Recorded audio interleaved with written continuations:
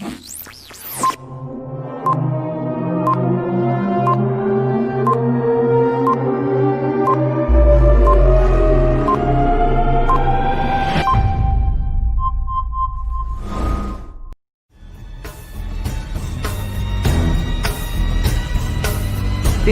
Community Talks. Well, welcome once again. Good morning, good afternoon, or good evening from wherever you are across this globe, across the world. We welcome you to our Beloved Community Talks. Tonight, we are continuing a dialogue and a discussion and conversation that I had on a couple of weeks ago with members of the King Center family and team, and they're going to join me again on tonight.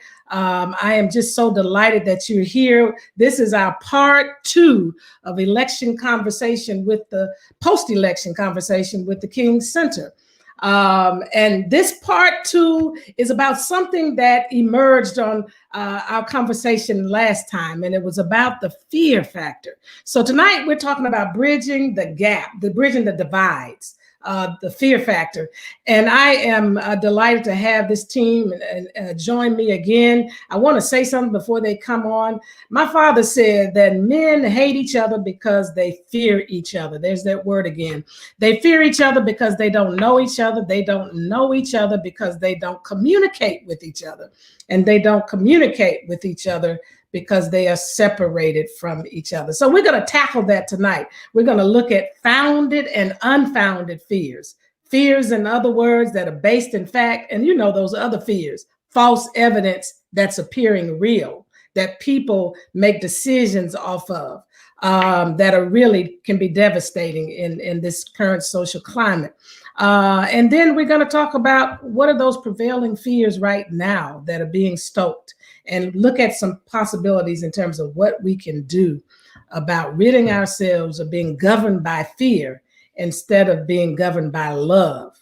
Because perfect love, as the Bible tells us, cast out fear. So I want to welcome tonight the Chief Operating Officer. Somebody told me, I said last week, Chief Executive Officer. I'm the Chief Executive Officer of the King Center, but I want to welcome my Chief Operating Officer and producer as well of the Beloved Community Talks, Bonita Hampton-Smith.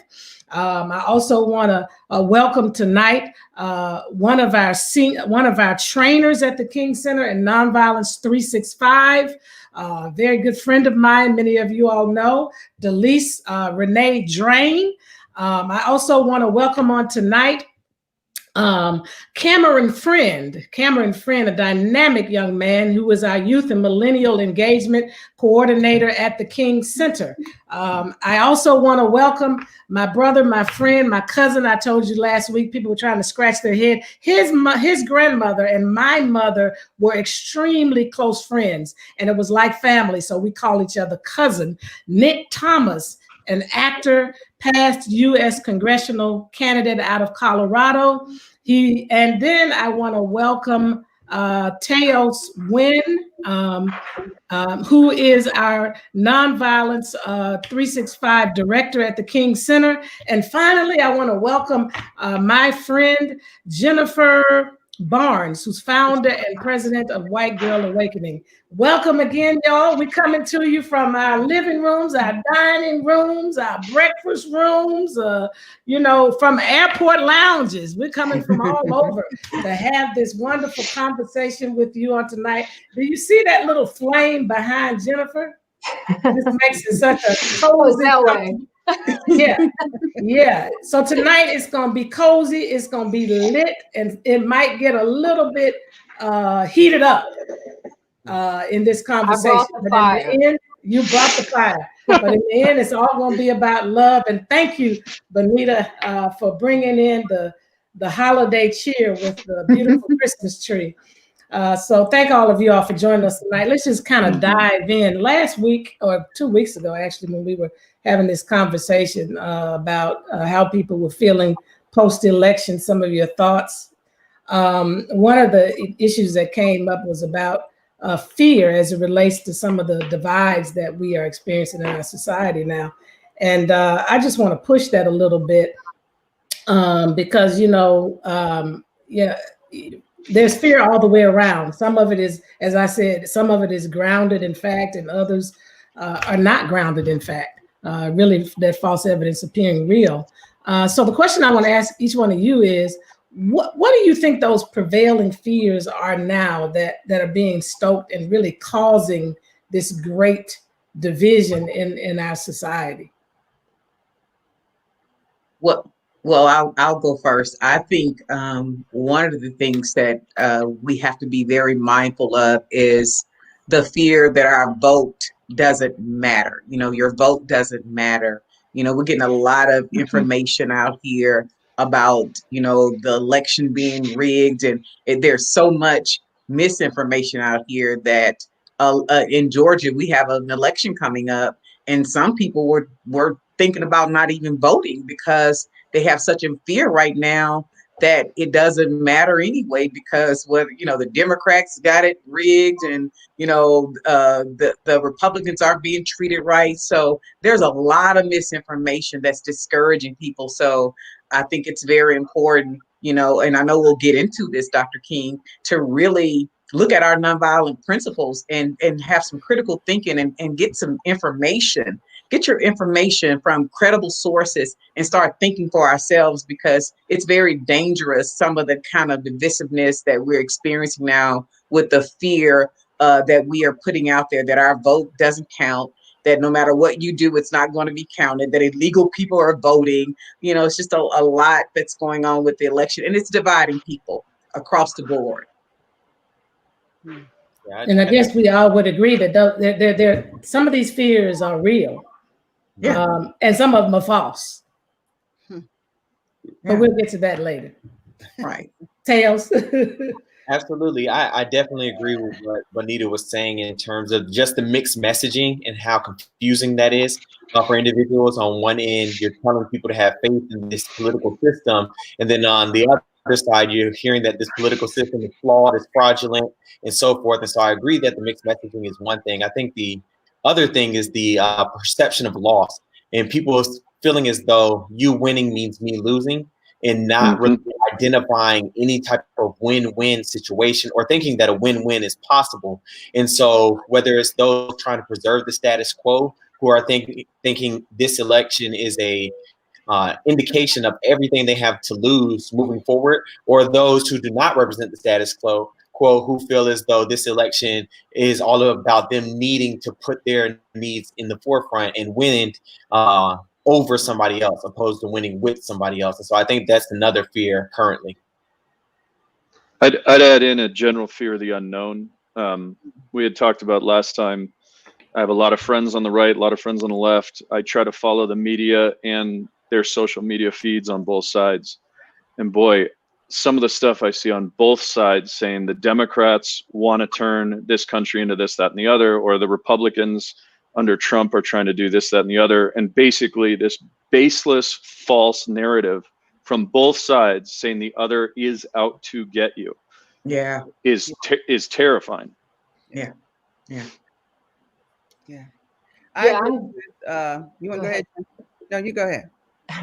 I want to echo what Teo said, as well as Nick. I was actually thinking about today finding win-wins and winning people over and not winning over them. And it just seems like because we've been so divided as a society, there's such a misunderstanding of the other side.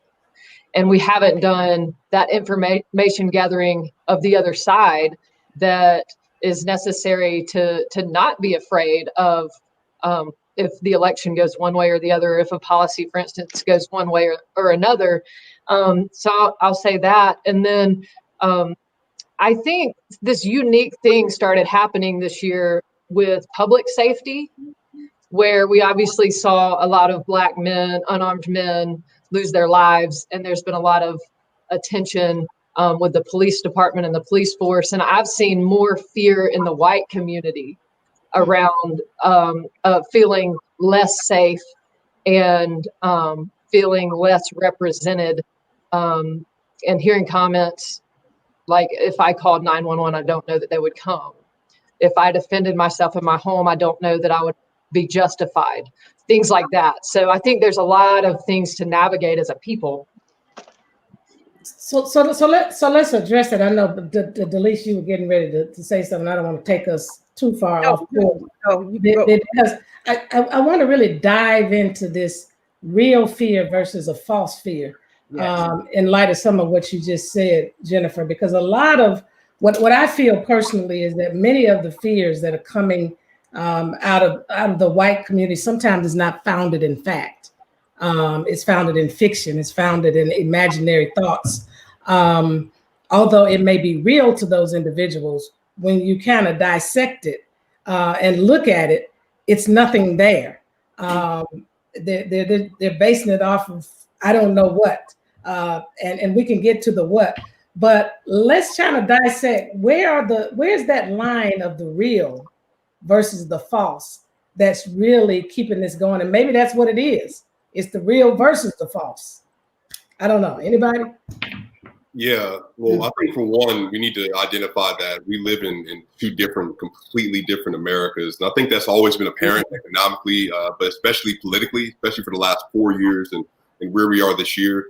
I think you could make an argument that many of the people of color in particular that maybe voted Democratic this year, that have more Democratic leanings, the things they're expressing about healthcare, about economic justice, about small business loans, about police brutality. I mean, these are actualities that are affecting every single part of many Americans' lives, millions of people. And I think some of the fear that Jennifer highlights, even that you highlighted, Dr. King, in particular in the white communities, this white fear largely is based off this idea of losing power or losing the illusion of power or the illusion of security. And so a lot of times when we hear within white community, but maybe even in large conservative circles, you hear about people saying we're losing our country, we're losing our way of life. Like a lot of those things are not things that you need necessarily. They're just things you're used to. And so I think right now there's a split in this country between people who are actually fighting to survive.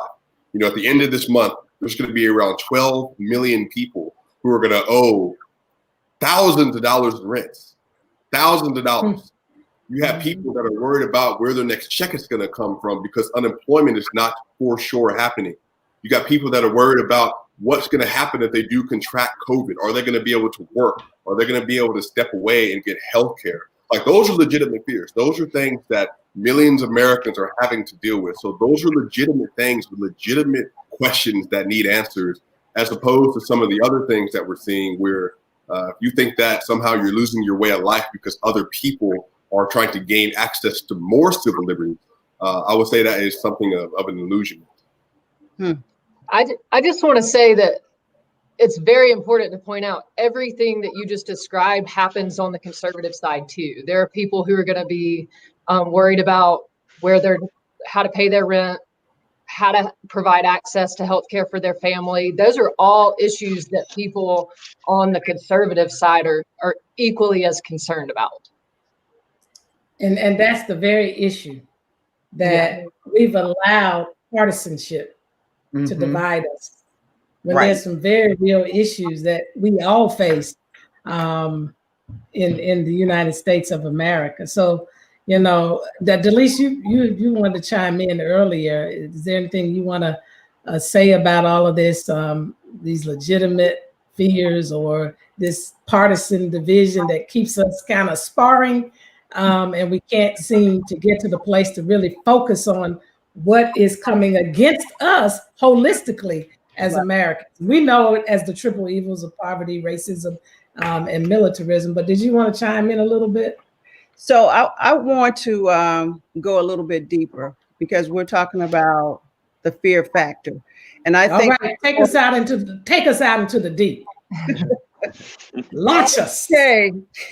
Before we can get to where you guys are talking about now, you know, earlier, I went back and I don't know if you all have read the Willie Lynch speech. If you haven't, or if you have, go back and read it, because that's what I did today. Now, this speech was made in 1712 and talking about the fear Those of you who are familiar with it, you know, he said, I have in my bag a guaranteed method, basically, that will control slaves. And he said three things: fear, which we're talking about tonight, distrust, and envy.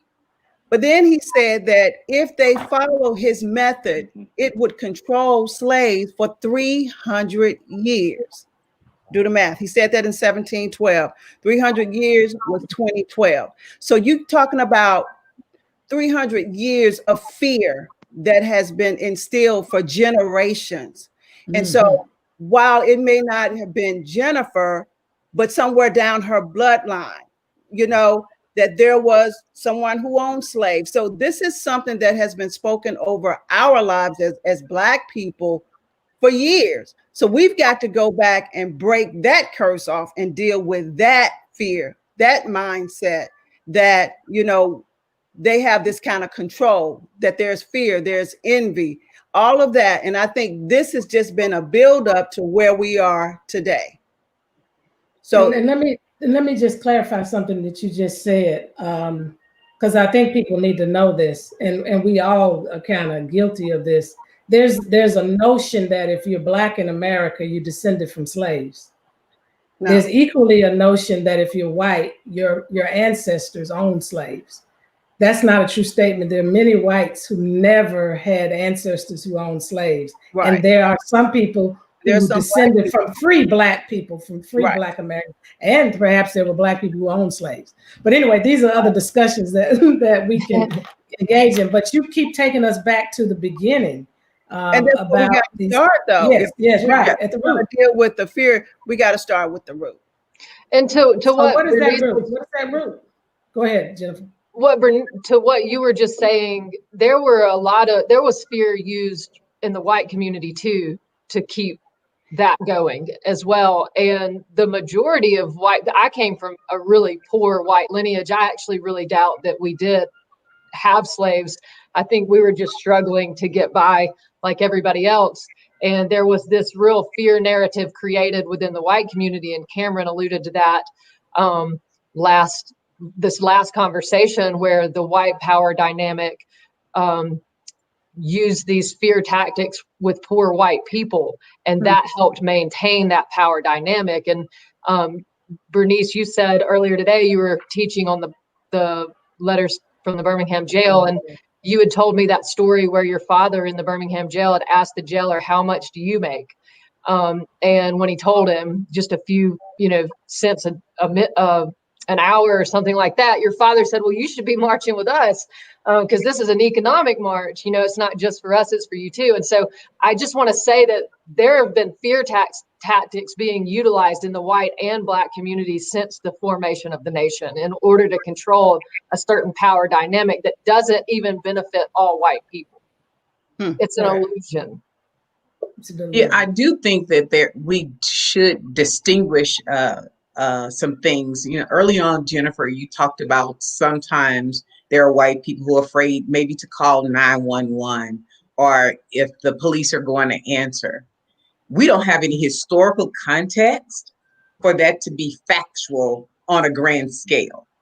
I'll actually give you an example. When it was me, actually, when the riots were happening in Atlanta, and I live very close to downtown center where everything that was happening on CNN, it felt like it was right after Rayshard Brooks, I believe, and all of our police force, it took all that they had to do to go and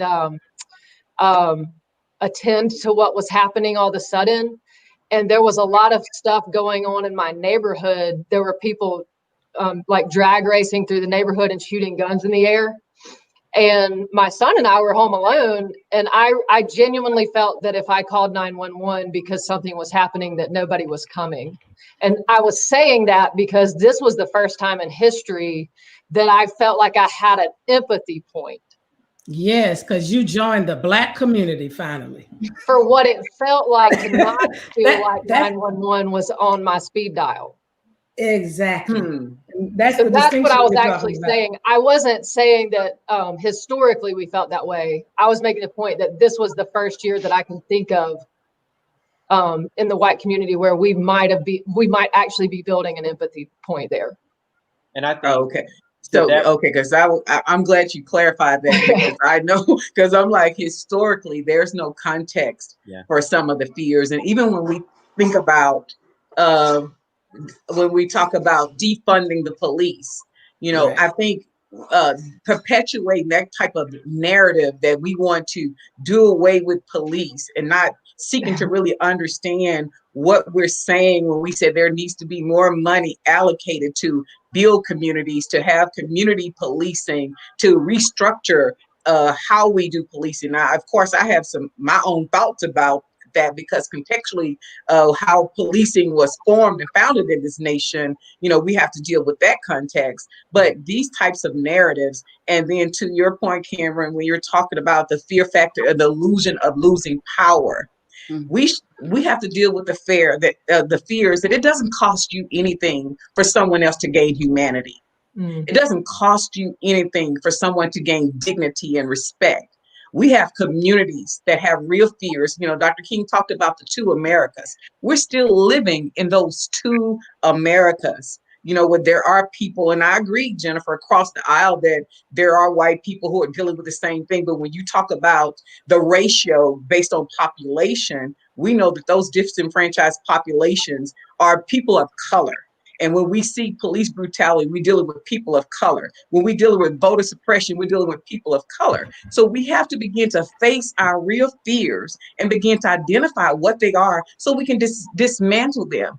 And then we need to begin to, as we talk about, think about other-centered consciousness and begin to see, to your point of developing empathy, how do we see ourselves if we were disenfranchised from voting, and or we were oppressed, or these we're talking about people votes not really counting and matter, that votes don't matter, but we have Black people who have fought. And it's a real problem in the Black community. So we don't need to switch the narrative and create fears that really don't exist in other communities, when we really need to deal with voter suppression and voter oppression. So I think we have to really delineate and distinguish what fears are we dealing with in this country and how they're perpetuated through the media. And then we need to come together as Black people, white people, conservative people, because you're right, Jennifer, there are poor white conservative people, poor Black people, and we both need to come together and fight for what we all need as part of humanity. And so it doesn't serve us well to keep buying into these fears and keep allowing these fears to perpetuate in our own consciousness. So let's talk about that. What are the things that maybe you do personally to protect yourself from buying into those fears? Because I think if we're going to get past it, it's going to take some individual responsibility to ensure that we do have constantly critical thinking, that we do have the capacity, as we teach in Nonviolence 365, to do holistic information gathering when we hear something and even see something, because sometimes your eyes can play tricks on you as well. So what are the things that you all, do? I know for me, I try to balance my appetite, or I try to balance, my viewing of news, whether that's on social media or either, a mainline media. I try to remind myself of our interconnectedness and interrelatedness as a humanity. And I try to remind myself that there are some things that are reality in our society. There's some things that are reality that are frightening in our society. But I also cannot be in bondage to fear, that I have to operate out of my own faith and my faith tradition in moving forward there, so I can become very paralyzed. And I cannot, and more importantly, in this conversation, what do we do to keep the fears, the imaginary fears, the real fears, the authentic fears, the false fears, whatever you have it. What do we do to keep them from dividing us and keeping us from really addressing the issues that are facing us as humanity? Well, I think one thing that I've really begun to do is whenever I want to think about an issue, or be it political or social or whatever it may be, I humanize it by finding someone who represents that issue. Mm-hmm. And so if I want to take a hard stance, for instance, on abortion, I actually want to find someone who has been through that and understand, make that a human issue to me, understand what were some of the things that led to it. And I think we have a tendency to look at issues as just issues and they're not human. And I alluded to this last time. If I want to have an opinion or form an opinion about incarceration, then I'm going to go and find someone who's been incarcerated, for instance, from the Black community, who's a man, and figure out some of those things that led to that. And so I've just really been trying to do my work, my due diligence in humanizing all these issues that we want to just see as issues and not people.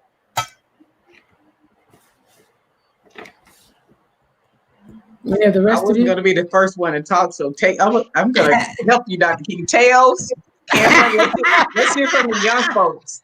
Teach us the way. For me personally, I definitely agree with being cognizant of the type of information that you're taking in and how much of that you're doing. The other thing for me is definitely seeking to understand all sides of the issue, the impact of the issue, not just on myself or those around me, but what's going to be the overall effect of the issues. I think other than that, just being careful how we view people and having more of an overall view of humanity and taking that into consideration, realizing at the end of the day, yes, we have differences. Yes, we celebrate those differences, but at the same time, we have a lot of commonalities in what can really further or progress us as a collective humanity and move forward. And so not getting stuck or buried under the differences, but really looking to see past that for common solutions that can really, I guess, assist in moving forward. And so for me, no matter what is being stated in the news or what perception is being painted with people, then making sure that I don't allow other people's perceptions to be innately adopted by myself. And now I start viewing people differently or by the labels and discriminatory things that are being said about them, but really seeking to go past that and beyond it to understand fully all perspectives where an individual or where a particular issue is concerned. Yeah. Nick, And I what think- about you? Sure, I'll piggyback yeah, off that and just mention that not only what Teo said, but also trying to support and respect other people in their opinions, whether you completely disagree with them or not, and not just opinions, but that flails out in a lot of different things. I think the reason Stacey Abrams lost her election was voter suppression, people telling or believing that their votes didn't matter. Now we see in Georgia that the Democratic vote could matter, and suddenly it's Republicans who may not be turning out at the polls because they don't believe their votes will matter. It's this weird thing that we seem to do to ourselves and allow media to do to us, drive us in the direction that's opposite of what is in our best interests. And part of that is ourselves being better. But part of that is respecting others, even if you have that difference of opinion, respecting that people have the opinion and engaging them to bring into the conversation. Yeah, I think one of the things that's most important in all of this and understanding everything is decentralizing yourself from the story. One of the reasons that's most significant is because I think it's harder for some communities than others. I think when you are Black, when you are Latin American, when you are a person of color, you are, in this context, you have been closely related in such ways very unique. It's very different. So a lot of times it's much easier for you to experience other people's trauma, other people's hurt, and other people's pain when you've gone through it or when you're in your community that you're bred in has gone through it. And so I think for the white community in particular is learning how to decentralize yourself from the story of America, from the story of political America, from the story of economic America. It's learning that while you're important, you can never be the most important person in the room. Like, you have to be able to make room for other people to have what they need as well. And so it's something I'm doing. It's the way that I'm living. It's the way that I'm carrying myself. It's the way that my political party is representing itself. It's not doing best for others. For people who are not like me, then something has to change. And so we have to adopt this idea that I am not the most important person in the room, and that other people need their humanity represented in the same way I do. So you have to be willing to make room. You have to be willing to adjust. You have to be willing to sacrifice and give something away so other people can have what they need. So I think in conquering this idea of selfishness and conquering this idea of supremacy is realizing that there's more than enough to go around. And the better the other person is, the better I will be. But again, that's counterintuitive to how we have understood the foundation of America. That was really good, Cameron. That was very good, and that's at the heart and soul of what we talk about and teach and learn. Some of us out of our Christian faith, others of us out of our Jewish faith, others out of other traditions. And maybe that's the issue. If we truly lived out of our faith traditions, maybe we could create the beloved community that Daddy and my mother so often talked about. I want to just take a moment to allow those who are listening, if you have questions that you want to ask, as we're having this conversation between our living rooms and our dining rooms and family rooms and breakfast rooms and all of that kind of stuff. Airport lounges. Nick, I'm giving you away. Please do raise those questions. One of the things that did come up is about media, because we've talked about it a lot, the role of media now. What do we do differently? Yes. Before you shift there, I do want to add something to what Cameron was just saying, and just to quote your father, when we get to the root of fear, we understand that fear is a driving force behind hate. Because even before you get to hate, you'll find fear. We find fear at the root of wars. And when we find that fear, your father said love is the only thing that can really conquer that. And so when we really learn to love, show up in love and be loved, that's when we can begin to conquer these fears. And then the other thing he said, I think it was in Strength of Love, is that we have to unflinchingly face our fears and ask yourself, what are you really afraid of? And I don't know if sometimes we have really truly identified, what are you really afraid of? And really face that and using a nonviolent principle of courage, because the way of nonviolence is courageous. It's a courageous way of living. And so that virtue of courage to face that fear once you identify it, so that you can really begin to put love there, because love is the only thing that can really root, deal, and dismantle fear. So I just want to add that. And I know I kind of rearranged what your father said in Strength of Love, but the essence of it, just wanted to make sure that we, even advocate for people to read that book, because he gives the antidote to dealing with fear.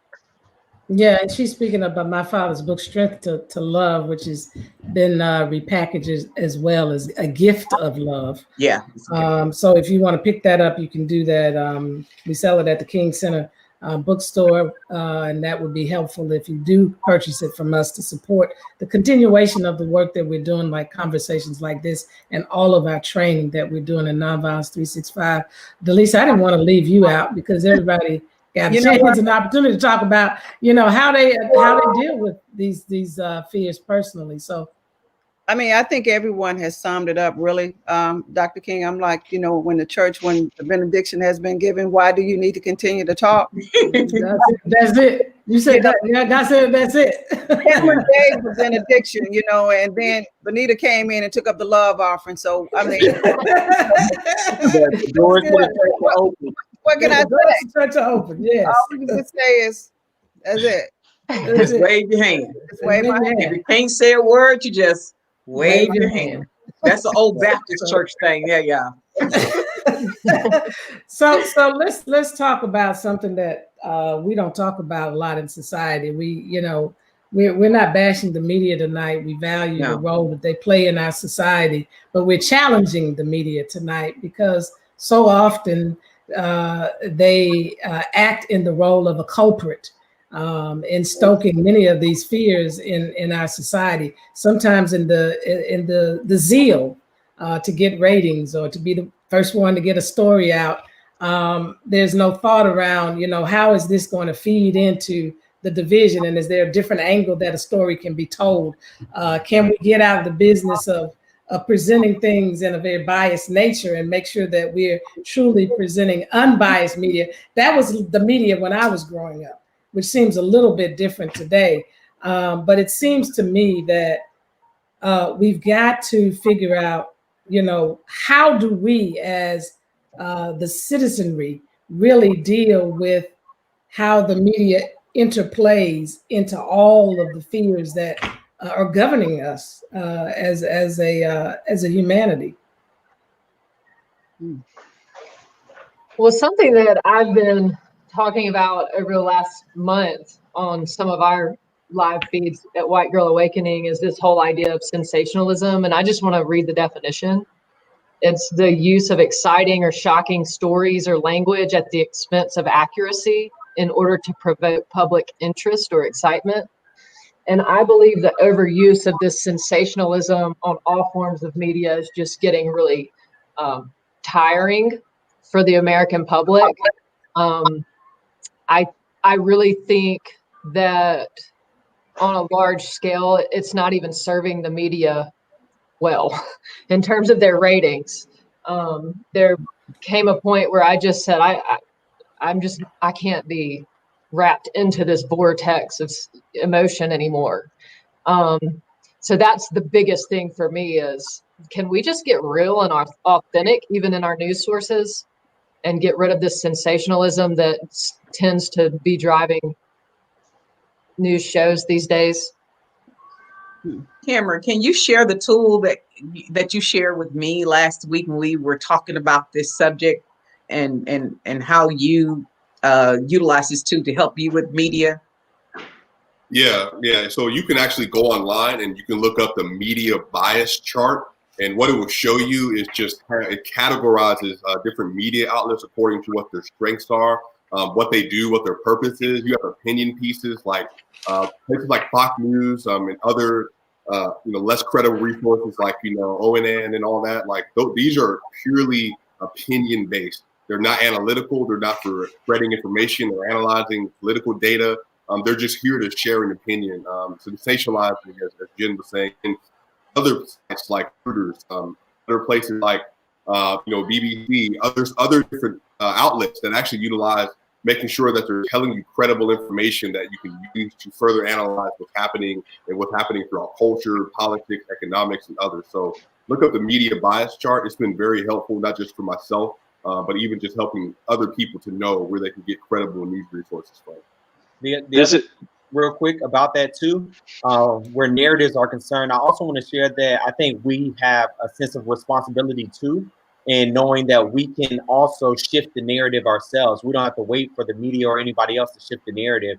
And a perfect example of that is over the summer with a lot of the social unrest. I noticed that when the protests were being highlighted, they were only showing certain groups of people and how they were acting. And here in Atlanta, at least, I attended a number of the protests, and it wasn't always accurately depicted. And so I remember one news source asked me, I wore a suit to the protest, and I asked a couple of other individuals to wear a suit. And when the media asked me, why are you in a suit? It's so hot outside. I said, because it's important that people see us this way. And so we can take accountability, and we can also accept the responsibility of shifting the narratives ourselves and putting out the images, highlighting the stories that we want to share as well. Both these quickly are absolutely critical.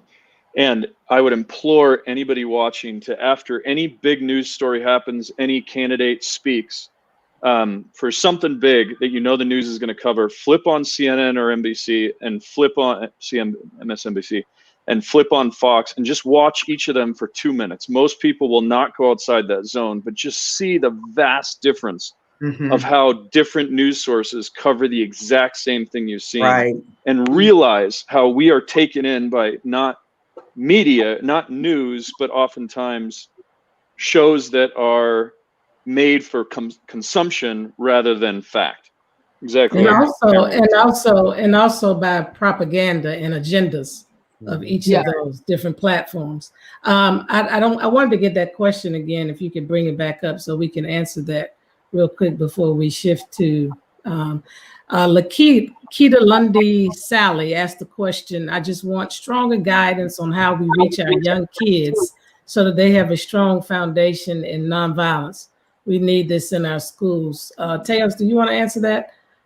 Sure. I think it first starts on an individual level, being an example of nonviolence in the homes, making sure that we understand the principles, the strategies of nonviolence, continuing to tell those stories, continuing to share that philosophy that really underlies the nonviolence teachings. I think that's part of it. And then in addition to that, creating spaces just like this where we continue to further the conversation, whether that's in schools or finding areas where kids and younger adults are already congregating and injecting those philosophies in those spaces. And so I think those are some of the things that we can do on a practical level, as well as tuning into the teachings and trainings that are available at institutions like King Center. And so we're going to plug right here because we do have Cameron. He's our Youth and Millennial Engagement Coordinator, so he can definitely talk about Camp Now. They do an outstanding job in teaching nonviolence. And Students with King. And you can also go to our website if you're teachers and get the teach-in for King Holiday so that you can prepare students through a curriculum that we have for King Holiday that will teach nonviolence. And Cameron, did you want to say anything about Camp Now? Because before he mentions Camp Now Leadership Academy, we need to mention that in January, we're having a 2-day Nonviolence 365 training that you can join as a part of the King Holiday observance. And you can find out more about that at our website as well if you want to sign up now. It's usually for adults. We encourage, at this point, we're working on creating tracks for youth that are year-round through our Leadership Academy. So Cameron, if you want to speak to that real quick.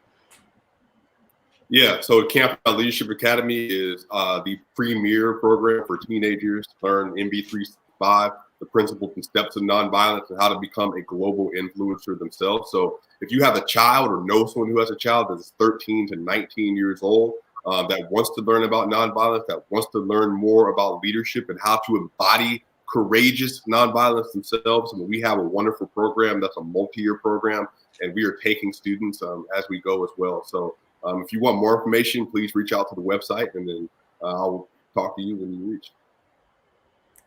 All right. And also one of the goals is to ensure that these young people are embracing the nonviolent leadership of Dr. King and taking it into their different professions as practitioners, including introducing into our culture some alternative gaming, because as you know, many of our games that are out there in our culture are very violent.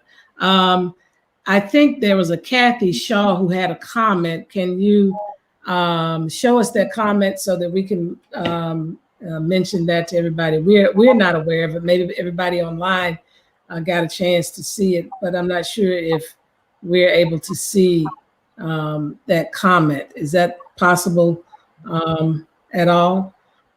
Go ahead, Benita. So, and while they're doing that, there it is. Changing the narrative is our responsibility. Remember dignity. She was just saying it. She so appreciate that changing the narrative is our responsibility. And remember, yeah.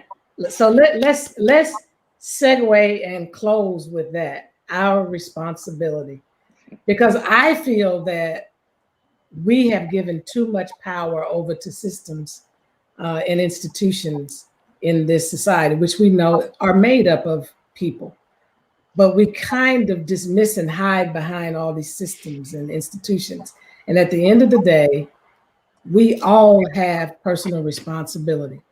And so in closing, I want each one of you just to share whatever is on your mind or heart about just that. If we're going to bridge the divide and overcome the fear factor that really, at the end of the day, in my opinion, is what's keeping us so divided. Doesn't mean we're not going to have differences of opinion going forward, but how do we overcome this kind of divisiveness that's tearing us apart and tearing away at our dignity and humanity? What can we do? Personal responsibility. I think for me, and this is what our organization is all about, and being Christ followers, we believe the greatest form of love that he gave us in terms of roadmap is to know and be known. So for us to know others, and then for us to authentically be known by them. And by and large, something that I've learned as a young white woman who was raised in the South is that by and large, the white community hasn't needed to really get to know the Black community.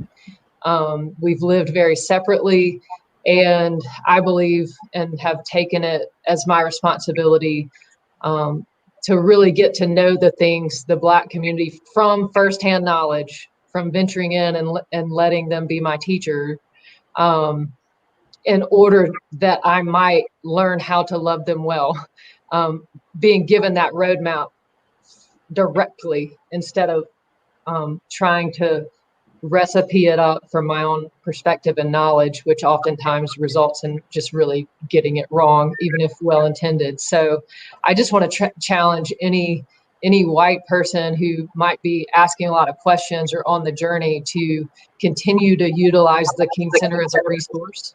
Consider joining a Nonviolence 365, and certainly any of Dr. King's books. Where Do We Go From Here is a wonderful, wonderful place to maybe even start, but do your research. And with accountability, I think it's really important that people stop relinquishing their power so easily. I think that a lot of times we accept situations and circumstances for what they are when we're so powerful. And when we talk about shifting the narratives, that's something that we can do starting today. You don't need to wait on anybody else. You can start making these changes, and the most important change that you can make is honestly a personal change. And that's all embodied in the teachings of nonviolence. Nonviolence is a love-centered way of thinking, but it starts with an inward change and then manifests in an outward demonstration. And so I think recognizing that, knowing the strength that we have to really bring about this change, to really combat division and racism and things of that nature are all collective forces, but collectively humanity can step in and interrupt and disrupt these cycles and negative systems. And so we have a responsibility to do it. We can start with our own spheres of influence, and we can make that decision starting today. I want to jump on the back of that because I love that. And it's exactly what I wanted to say. One of the most important things, simplest and most important things we can do is the golden rule. Do unto others as you would have them do unto you. It is so common nowadays in our language to label people right away. And you see this constantly online in comments and everything else. You've got conservatives labeling libtard. If you've seen this, you've got liberals labelling dumpster rather than Trump. You know, the moment you call the other side a name, no matter what they've said to you, no matter what they've done to you, and yes, sometimes a lot of times it takes a lot of strength, it takes inner core, but if you can at least treat the other side with respect and start any conversation assuming the best of intentions of the other person, you can make a lot more good rather than just yelling to hear yourself speak. And when you consider what we're talking about with nonviolence and what Bernice and the King Center, your team is constantly trying to teach and help people along the way, we need to remember that nonviolence is not a passive thing. Nonviolence takes strength, and it's a courageous piece. And it's not just standing back and letting things happen. It's a very proactive and powerful thing when done right. And so for me, Nick, I agree with what you said. Another way I think that we can do that is invite others to the table. to have a seat at the table. Invite people who don't look like you, who don't act like you, who don't talk like you to a table, and let's have some real dialogue. And hopefully at the end of the day, we can get to what Bonita has talked about and what the King Center has been talking about. That's that beloved community. Find a way that in spite of our differences, we still can love each other. It may not be your fault, but it is your responsibility.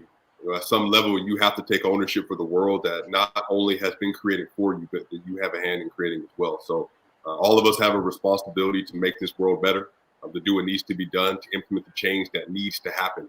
So we have to take corporate and individual responsibility for the direction that we're headed in. And I will say, to piggyback off what Teos and Nick, Drain, all of you guys have said, I have found personally, and I'm not trying to plug the center, but I am plugging the center in my journey in working with the King Center and truly embracing nonviolence. It's a way of shifting the way you think, and it shifts who you are if you really, really embrace it. Because to your point, Teos, it is an inside work of love-centered thinking. It causes you to speak different and show up different because it shifts your way of thinking. You become more other-centered and more other-conscious. And so when you, I always say Ubuntu, when you realize that our interconnectedness and our interrelatedness, that I am because of you, because you are, and you are because I am, we are one. And once you get that mind frame and you become more other-centered, then you move beyond these fears and this divisiveness, and you are thinking about humanity. You're thinking about the beloved community. What part do I play in creating a more just, humane, peaceful, equitable, and sustainable world? And so it's no longer about Bonita. It's about Teos. It's about Nick. It's about Dr. King and Delise, and it's about you, Cameron. It's about you, Jennifer. And if you hurt, I hurt. And so with that love-centered consciousness, if George Floyd is on the ground, I'm on the ground. If Breonna is shot, I'm shot. You know, if a child is not fed, I'm hungry. You know, if someone is homeless, I'm homeless. And so we're all part of this world house. We're all connected. And once we really truly get that, we'll all do our part to make humanity better. And that's what nonviolence is all about. That's what the beloved community is all about. It's about shifting the way we live and becoming more other-centered in our thinking and our way of living and being, that we uplift all of humanity. Ubuntu. Ubuntu. Ubuntu. Ubuntu. So thank you all so much for this for this conversation on tonight. I think it's been very powerful. You know, you used the word, Bonita, about shift, and that's really where we are. We're at a crossroad in this nation. And my father wrote the book, Where Do We Go From Here? Chaos or Community? And we have to make a decision. I mean, this is actually reckoning time for all of us, not just in the United States of America, but in our world. The pandemic that we're now faced with is requiring us to really evaluate the way we've been living so that we can shift and change the course of our world to ensure that we create a more just, humane, peaceful, and equitable world where people can feel like they belong in this country. Nobody feels like they're a mistake or feels like they're having to fight just to breathe, just to have clean water, just to have a meal in a day, to have, you know, a roof, adequate roof over the head, to have, you know, livable wages, to be treated with dignity and respect in their being and in their personhood. It's going to require all of us to shift. And that shift really is about living out of our higher being. You know, I want you to challenge yourself on a daily basis when you are responding to things, when you're engaging in things. Stop sometimes and ask, what part of myself am I responding out of and engaging out of?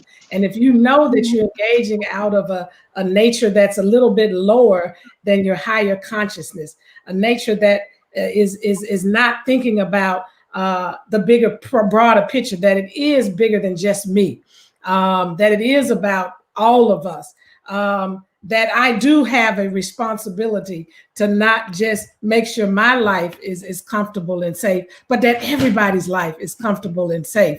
That I have to be willing sometimes to even sacrifice in this journey, give up some things in the journey. It's okay to give some things up, because sometimes when you release things, you provide an opportunity for other things to come to you. When you hoard things, then you poison your inner being. When you hoard certain feelings and emotions, you actually damage you more than anyone else. And so this is the time for all of us to really shift our thinking, shift our focus, shift our behavior, shift our conversation, shift our impulses. You hear something on social media, somebody posts something, and immediately you go right into that rage. You go right into that need to prove that you can't say this to me or insult me like that.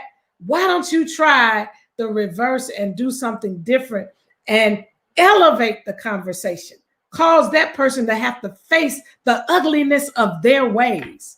And I know this is strange and peculiar, but you got it in you. God created us to operate higher than any other being on this earth. Otherwise, we're just like the animals. And I know that's not who we are. We are created in the imago Dei, in the image and after the likeness of God.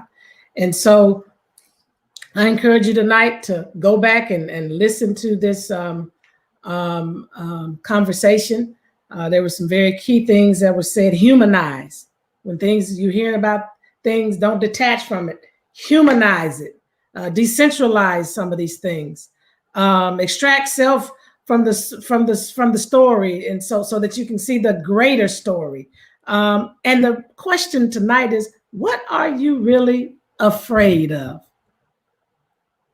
I have this discussion, and this is a whole nother Beloved Community Talks with people all the time around the Second Amendment. I know that we have the right to bear arms in this country, but I often ask some of my friends, what are you afraid of? And I know people are saying, but I got to protect my home turf. And I'm saying, but what are you afraid of? I mean, what are you afraid of? Because at the end of the day, death is going to meet us at some point. Is it really, what I just want to know. I mean, when we are continuing to gather these arms, what we are really doing. Because at the end of the day, when it's your time for it to come, it's going to come. But more importantly, is it ego that's really operating? And that even has fear in it.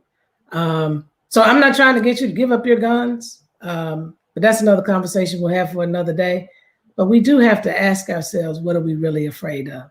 And at the end of the day, we cannot allow our country and our world to get to a place that as human beings, as spiritual beings really created in these human experiences, we cannot get to the place where we are so afraid of each other that we can no longer relate to each other.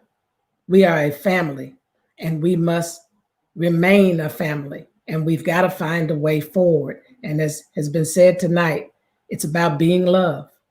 Be love. When you get off of this, watching this, think about how you can be love from this day forward. Be love in that conversation. Be love as you do the work of justice and dismantling racism. Be love as you protest and demonstrate. Be love as you set policies in this nation. Be love as you begin to look at how to create a truly equitable corporation. Be love as you deal with members of your family. Be love as you reach out to that person who is a stranger, the homeless person.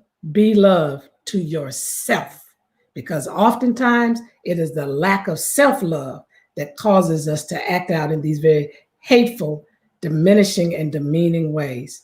So thank you for joining us in this second post-election conversation with the King Center. I want to thank all of my team at the King Center and family at the King Center, Teos Wynn and Bonita Hampton-Smith, Delisha Drain, Cameron Friend, and of course, Nick Thomas and Jennifer Barnes for joining me in this beloved community talks. And we are signing off, but I want you to know that I am hoping that you will stay safe and that you will have a prosperous and abundant holiday season.